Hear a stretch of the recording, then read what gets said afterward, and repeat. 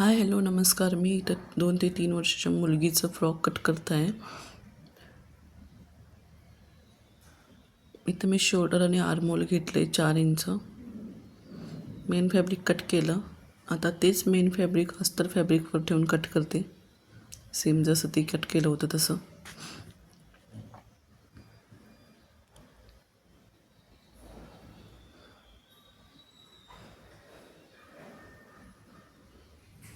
आता फक्त अस्तरच्या फॅब्रिकला neck cut करून घेते. 2 इंच विड्थ, 2 इंच लेंथ करून. बॅक नेक मी लेंथ वाढवते. तुम्हाला जेवढं पाहिजे तुम्ही तेवढं लेंथ ठेवू शकता बॅक नेकचं. इथं 20 इंचेस लेंथ आणि 2.5 मीटर मेन फॅब्रिक घेतलेलं आहे. आता अस्तरचं फॅब्रिक कट करून घेते मी. मेन फॅब्रिकपेक्षा 4 इंचेस 2 इंचेस कमी असलं तरी अस्तर फॅब्रिक चालेल खालच्या घेरसाठी. आता नेक जोडून घेते वरचं पार्ट.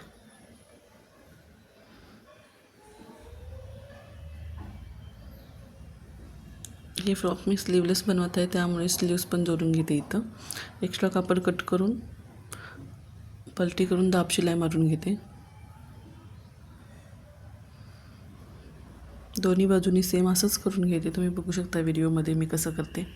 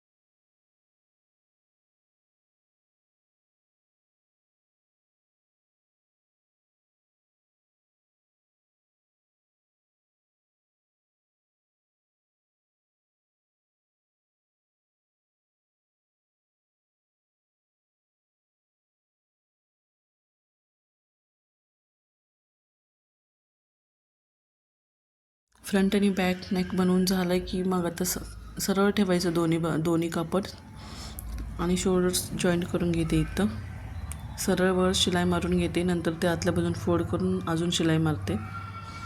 असं करते, त्यामुळे दोरे वगैरे निघणार नाहीत.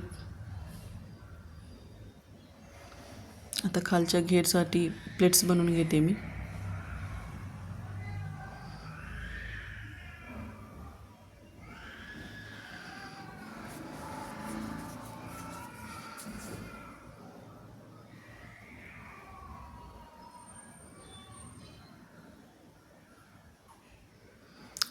फ्रंट पार्टची झाली प्लेट बनवून. आता बॅक पार्टला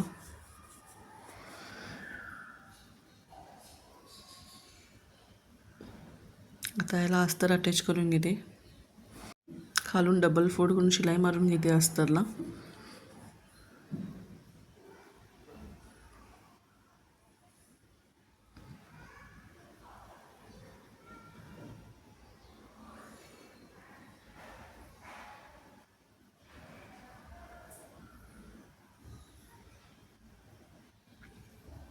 मेन फॅब्रिक आणि अस्तर फॅब्रिक जोडून घेता इथं.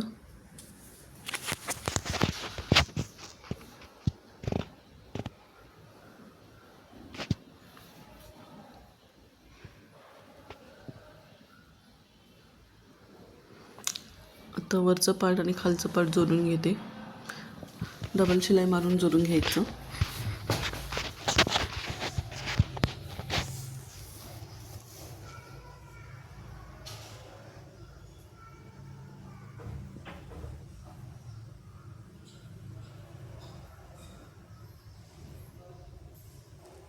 आता फिटिंग शिलाई मारून घेते. पहिला सीधा कापड ठेवून शिलाई मारून घ्यायचं. एक्स्ट्रा कापड कट करून घेते. आता आतल्या बाजूनं फोल्ड करून शिलाई मारून घेते. दोन्ही बाजूनं असंच करायचं. तुम्ही बघू शकता, पहिलं मी सरळच ठेवून शिलाई मारून घेतलं. आता आतल्या बाजूनं मारून घेते.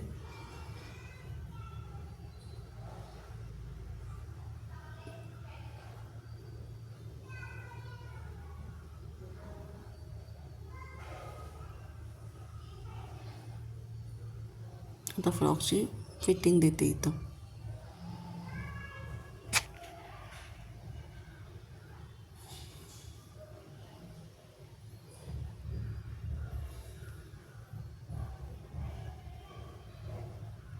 असं आपलं फ्रॉक फायनली रेडी झालेलं आहे. याला एक फ्लावर लावून घेते.